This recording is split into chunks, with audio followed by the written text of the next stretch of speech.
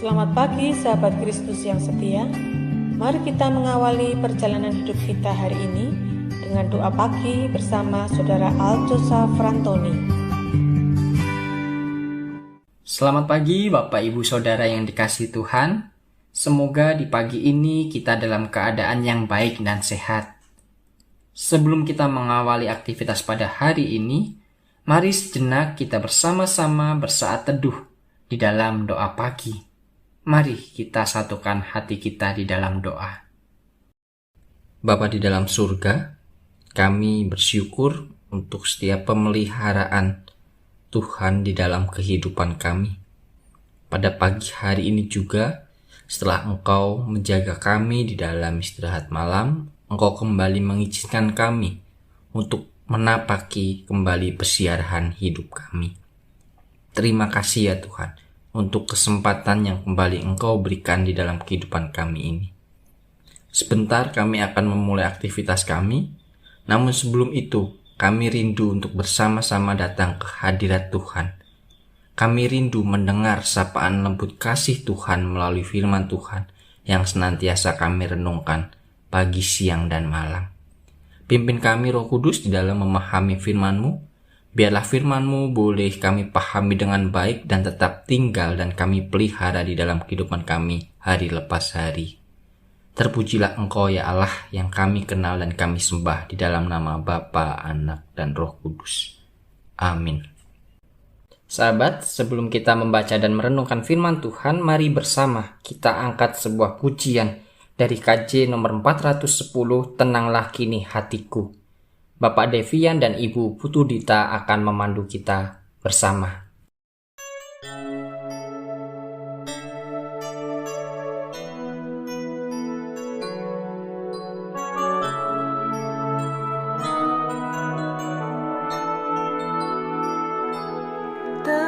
Tenanglah kini hatiku, Tuhan memimpin langkahku.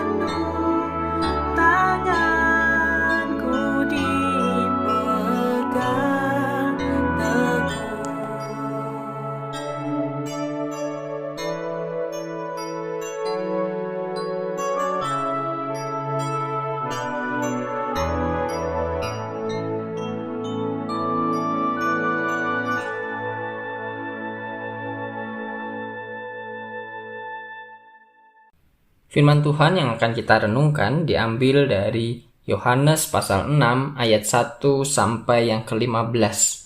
Yohanes pasal 6 ayat 1 sampai yang ke-15. Sesudah itu Yesus berangkat ke seberang danau Galilea, yaitu danau Tiberias. Orang banyak berbondong-bondong mengikuti Dia karena mereka melihat mukjizat-mukjizat penyembuhan yang diadakannya terhadap orang-orang sakit. Dan Yesus naik ke atas gunung dan duduk di situ dengan murid-muridnya. Dan Paskah, hari raya orang Yahudi, sudah dekat.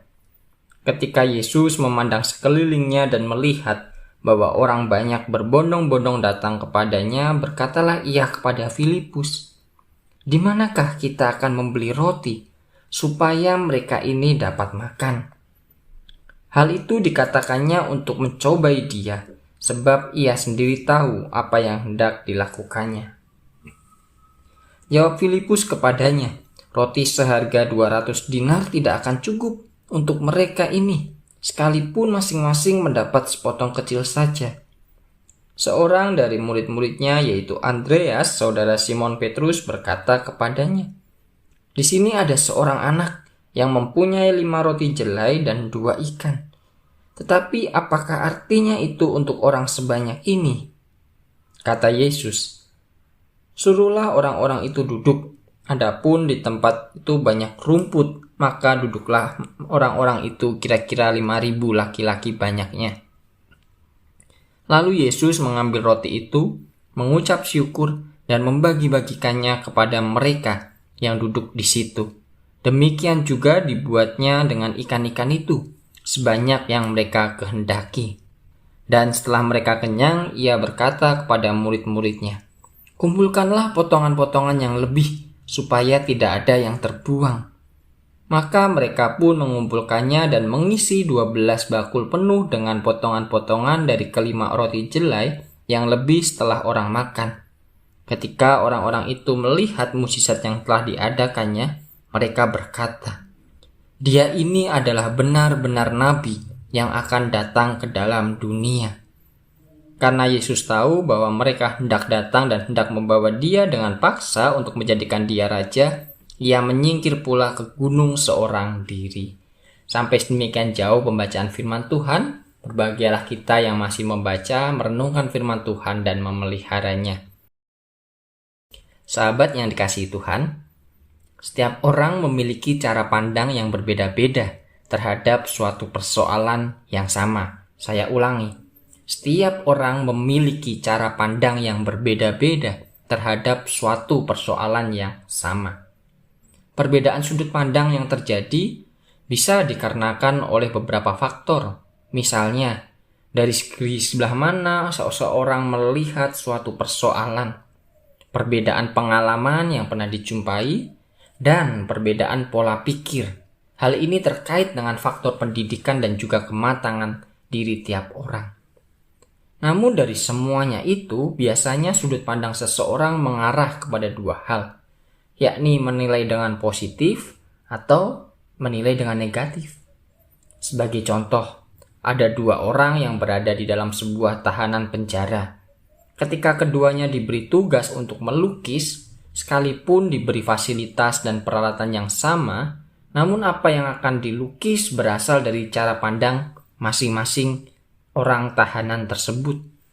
Yang seorang melukis sebuah jeruji besi hitam yang ada di hadapannya, yang menunjukkan bahwa pikiran imajinasi dan dirinya terkungkung dalam ruangan sempit yang memenjarakannya. Harapannya pun menjadi sesempit sel tahanan tempatnya berada. Seorang lain mempergunakan cat lukis dengan warna lebih beragam. Dilukisnya pemandangan dari balik jeruji jendela besi tahanannya, seolah ada harapan bahwa suatu saat nanti dirinya akan menghirup udara segar dan menikmati kebebasan. Apa yang ada saat ini hanya sementara. Setelahnya pasti berlalu dan hidupnya akan lebih berwarna. Lihatlah sahabat, dari kedua orang tersebut, kedua orang itu memiliki sudut pandang yang berbeda. Dan di mana orang yang kedua yang melihat pemandangan di luar balik jeruji besi itu memiliki sudut pandang yang lebih baik. Ia memiliki cara pandang yang lebih luas. Ia dapat memikirkan hal-hal positif yang dapat membuat dirinya lebih bersemangat. Dan cara pandang positif seperti inilah yang akan memampukan kita bertahan dalam segala kondisi, bahkan dalam keadaan terpuruk sekalipun. Sebuah cara pandang yang memampukan seseorang untuk berjalan dalam iman, bukan dalam ketakutan atau kekhawatiran. Dalam perjalanan pelayanan Tuhan Yesus bersama para murid-Nya, selalu ada orang banyak yang menyertai mereka. Orang banyak yang mengikuti Tuhan Yesus tersebut belum tentu semua pengikutnya. Di antara mereka ada yang hanya ikut-ikutan, beberapa lagi penasaran dengan apa yang diperbuatnya sehingga banyak yang hanya melihat-lihat. Dan beberapa lagi mungkin sambil mempersiapkan diri untuk merayakan Paskah ke Yerusalem. Ada catatan yang menarik di ayat ketiga bahwa Tuhan Yesus naik ke gunung dan duduk bersama-sama dengan murid-muridnya. Ada sebuah konsep bahwa di atas gunung tempat beristirahat, tempat berdoa, tempat Yesus dimuliakan, tempat mericas diri, dan di tanah datarlah atau ketika turun gunung pelayanan kasih itu dinyatakan.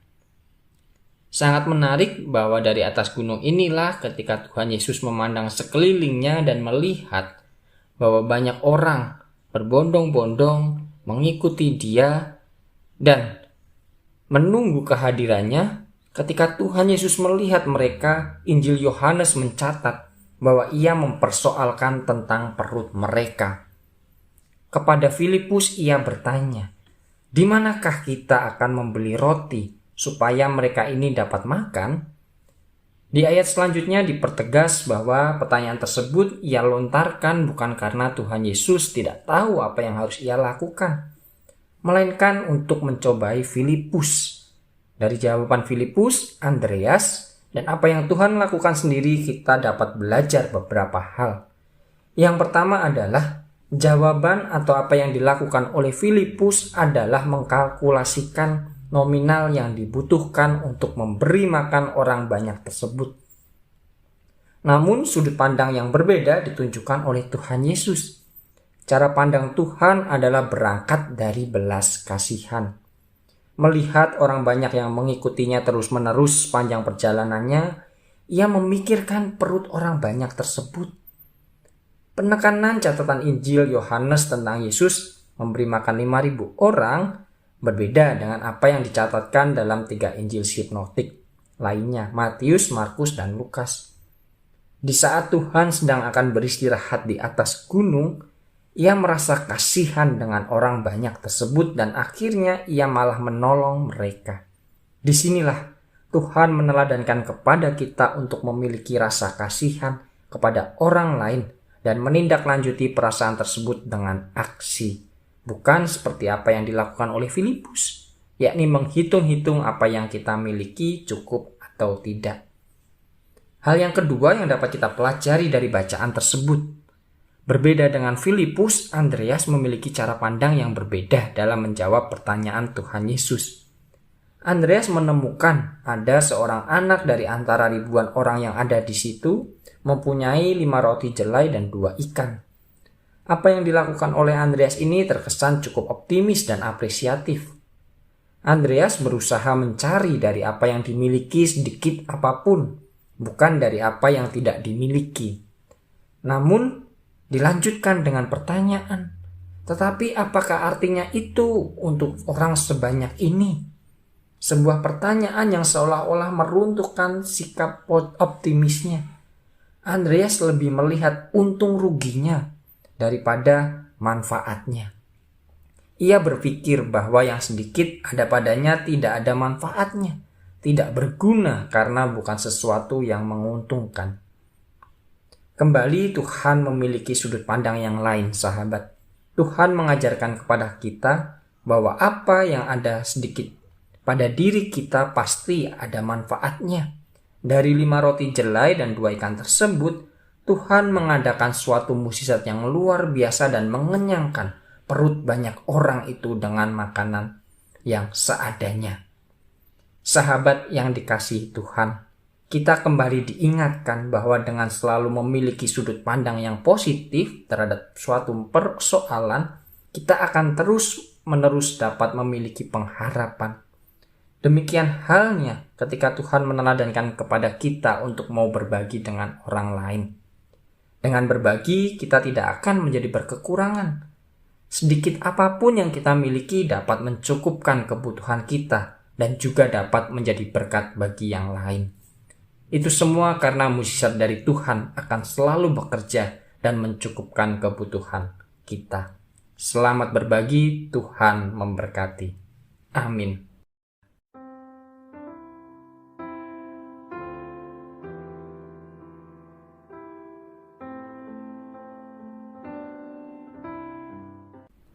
Mari bersama kita satu di dalam doa.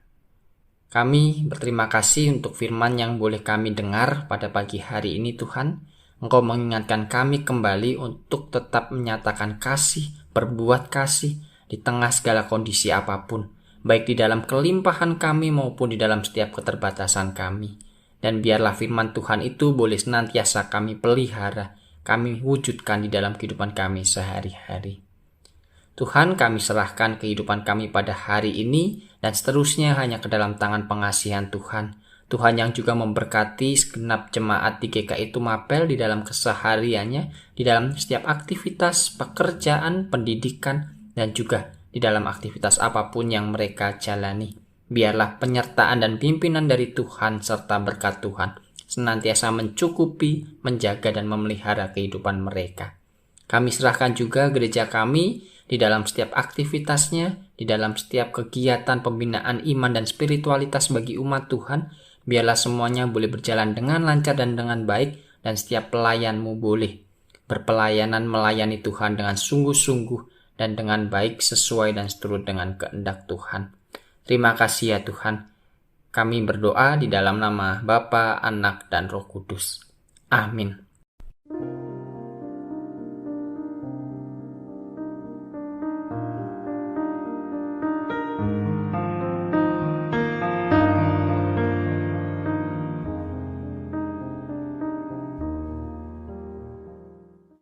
Sahabat, doa pagi kita telah usai. Selamat beraktivitas, semoga kita tetap diberi kesehatan dan tetap dalam penyertaan Tuhan.